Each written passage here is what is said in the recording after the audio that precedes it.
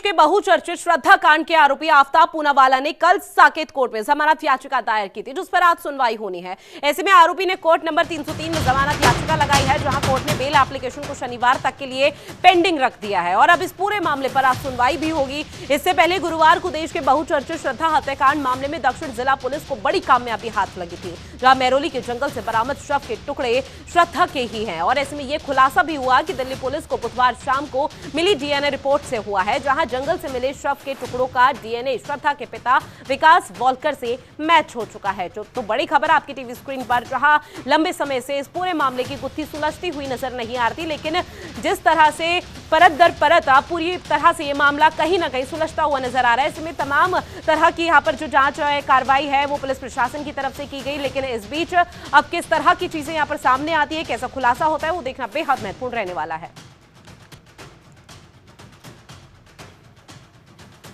खबर पर ज्यादा जानकारी के साथ संवाददाता अजय चौहान हमारे साथ लाइव बने हुए हैं। अजय, देश के बहुचर्चित श्रद्धा हत्याकांड के जो आरोपी आफ्ताब पूनावाला, उसने अब साकेत कोर्ट में जमानत याचिका दाखिल की, इसको लेकर क्या अपडेट? तो देखिए, लगातार जिस तरीके से आफ्ताब का जो केस था, लगातार जो जनतंत्र टीवी है शुरू से ही दिखाता नजर आया। आज जिस तरह से आफ्ताब ने अपनी याचिका दायर की थी कि मेरे को जमानत दी जाए, लेकिन साकेत कोर्ट ने उसको सही रख दिया गया और आज इसको लेकर सुनवाई है। यानी कहीं देखिए 303 नंबर कोर्ट में पेशी की गई थी कि मेरी जमानत दी जाए, क्योंकि जो सबूत है उसको वो बार बार कहता था कि कोई सबूत ढूंढ के लाइए तब मैं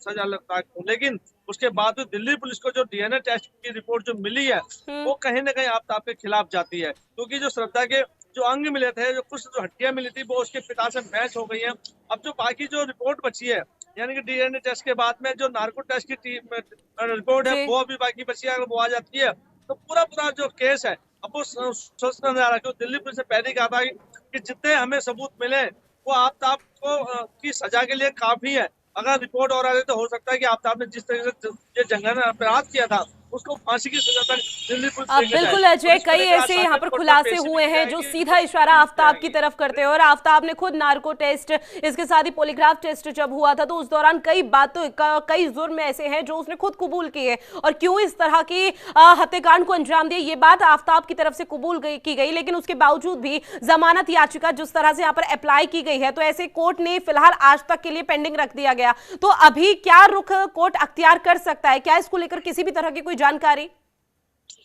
तो देखिए, जिस तरह से आफ्ताब लगातार बयानबाजी कर रहा था, पुलिस के सामने भी कहता था मैंने श्रद्धा का मर्डर किया, लेकिन उसको शायद ये भूल गया था कि कोई ना कोई सबूत जरूर छोड़ जाता है। तो सबूत के आधार पर हमेशा पुलिस के सामने ऐसी बातें कहता था, वही जज के सामने उन्हें बात कही कि मैंने मारा है, लेकिन सबूत है तो आप लेके आओ। तो देखिए, जिस तरीके से उन्हें आफ्ताब ने बताया था नार्को टैक्स में और अपनी रिपोर्ट में कि मैंने वहां फेंके, उसमें से जो अंग है, कुछ अंगों से जो उसके पिता की मैच मिले, वही उसके सबसे बड़े सबूत बनते हैं कि अब आफ्ताब को फांसी पर ले जाने। देखिए, सुनवाई जरूर होगी, लेकिन किस तरह से सुनवाई की जाएगी, क्योंकि न्याय शास्त्र भी खत्म हो गई है तो और बढ़ा दी गई है अब, क्योंकि अभी तक जमानत नहीं हो पाएगी, ना ही कोई उनकी तरफ से वकील अभी पेश भी कर रहा है। जो वकील जो हायर किया गया था वो भी शायद पछता नजर आ रहा है, क्योंकि देखिए जैसी जगन अन्याय 35 टुकड़े करने वाला अपराधी का अगर कोई केस लड़ता है तो कहीं ना वो खुद भी अपने दोषी मानता है। तो देखिए, आज सुनवाई होगी, सुनवाई के उपरांत अब जज उसको क्या फैसला देता है कि नरासत कितनी और बढ़ाता है या रिमांड पर पुलिस उसको लेती है, क्योंकि पुलिस चाहती है और उसको रिमांड पर लिया जाए।